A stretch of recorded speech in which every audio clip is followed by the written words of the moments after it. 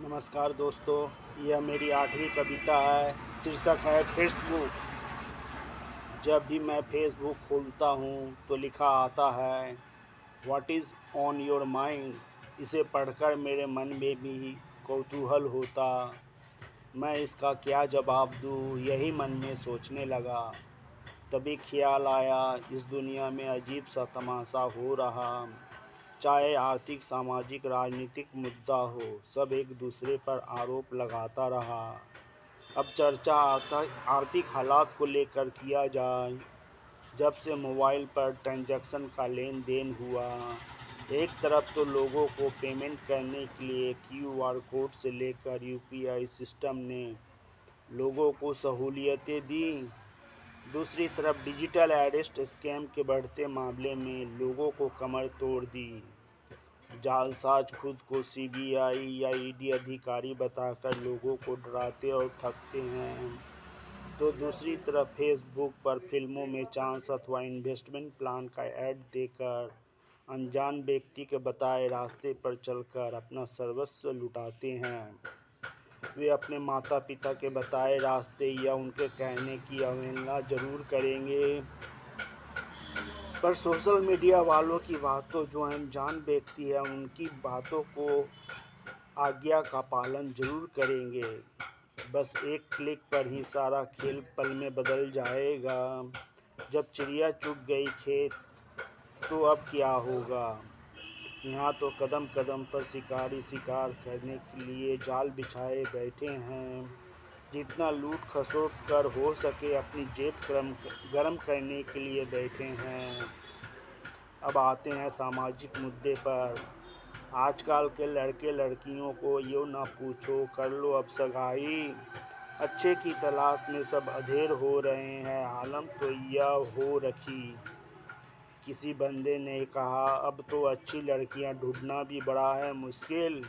आज की लड़कियां तो अब पहले से ही मोबाइल पर सेट है।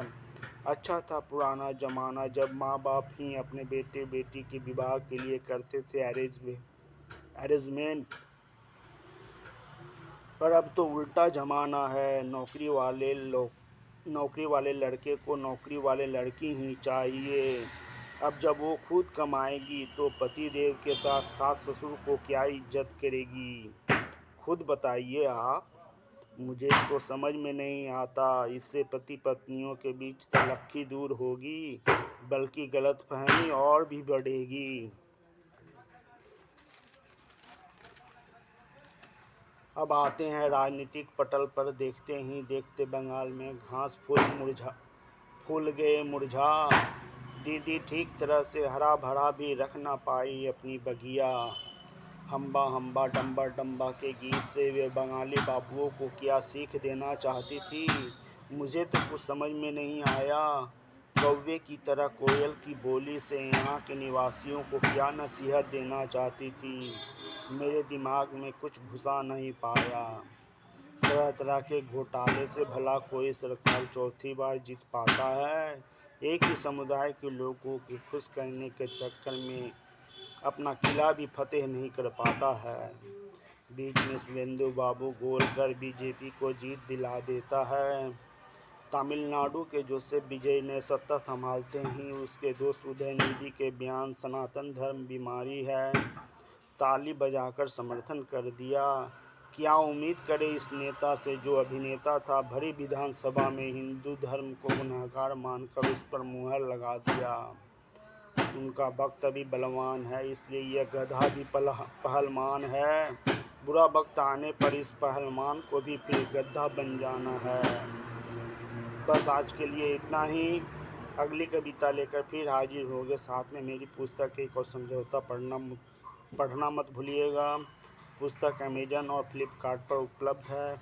अगर ज़रूरत पड़े तो मुझसे भी खरीद सकते हैं। अगर कोई फिल्म निर्माता निर्देशक एक अच्छी कहानी के तलाश में है तो मुझसे संपर्क कीजिएगा। एक और समझौता जो कि भारत पाक रिलेशनशिप पर आधारित फिल्म बनाकर अच्छा खासा मुनाफा कमा सकते हैं, तो देर किस बात की, मुझसे संपर्क कीजिए 9475204223 पर। धन्यवाद। अपना और अपने स्वास्थ्य को ख्याल रखिएगा।